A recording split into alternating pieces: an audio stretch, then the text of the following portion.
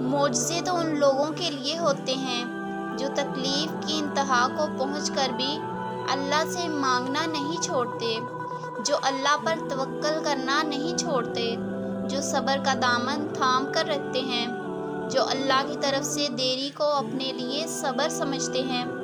جب تم اللہ سے بات کرتے ہو وہ تمہیں پوری توجہ سے سنتا ہے، تو یہ مت سوچو کہ تمہاری دعاؤں کا جواب نہیں آنے والا۔ وہ ضرور بدلے گا تقدیریں اور آزمائش ختم ہو جائے گی۔ یہ آزمائش کچھ وقت کی بات ہے، پھر وہی ہوگا جو تمہاری دعاؤں میں ہے۔ جب اللہ آپ سے راضی ہو جائے تو دنیا کی کوئی چیز آپ کو پریشان نہیں کر سکتی۔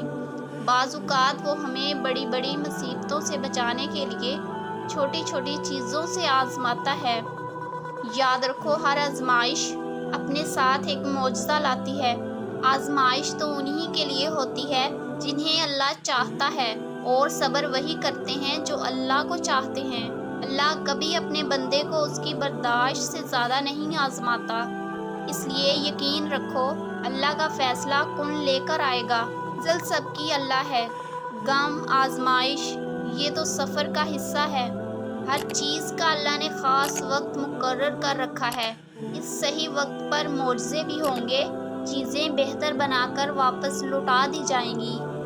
معجزے ہوتے ہیں، دعائیں سن لی جاتی ہیں، زخم بھر دیے جاتے ہیں، دل جوڑ دیے جاتے ہیں، کن فرما دیا جاتا ہے۔ صرف اس صورت میں ممکن ہے جب تم آزمائش کے آنے پر صبر کرتے ہو اور اللہ سے اپنا تعلق مضبوط کر لیتے ہو۔ جب امید یقین بن جائے تو معجزے ہونا شروع ہو جاتے ہیں۔